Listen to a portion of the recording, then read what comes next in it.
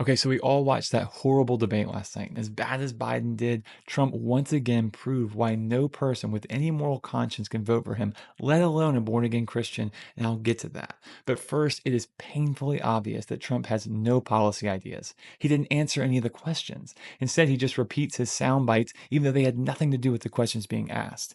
The only policy he ever talked about was his tax cut for the rich and his tariffs, both of which will hurt average Americans economically. The entire rest of the time he spent talking about immigrants. They are his perpetual scapegoat. They are his fear. They are his dog whistle to stoke racial panic the same way politicians of the past stoked fear against the black community. It's absolutely no different.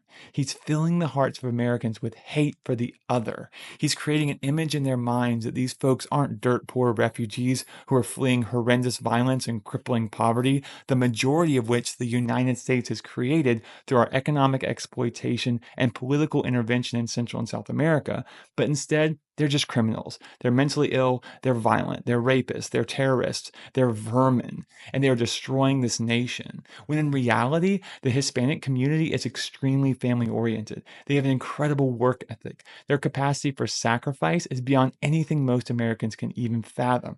I remember, having these friends in Raleigh, North Carolina, who lived underneath me in an apartment complex. And they worked all the time, sent all the money back to their families in Mexico. And I asked them, "What, are you afraid of being deported?" And he said, "No, we'll just go back. We're just making as much money as we can while we're here so we can support our families." And they would show me pictures of their kids and their wives and just incredible people, incredible sacrifice, incredible risk, just to take care of their families.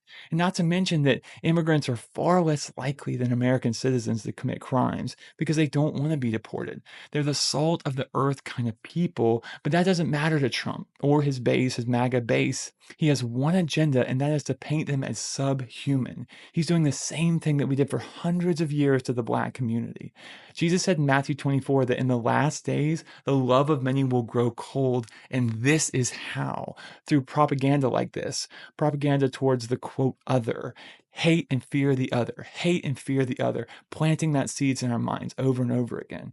And because as Christians, particularly, we have always had a direct hand in stoking and also justifying theologically racialized fear throughout our nation's history through the periods of slavery and Jim Crow and through the moral majority into today, the religious right, we should be the first to recognize that we're falling into the same trap yet again and humbly and wholeheartedly repent of vilifying people, human beings, folks who are made in the image of God and the very people Jesus commanded us to care for.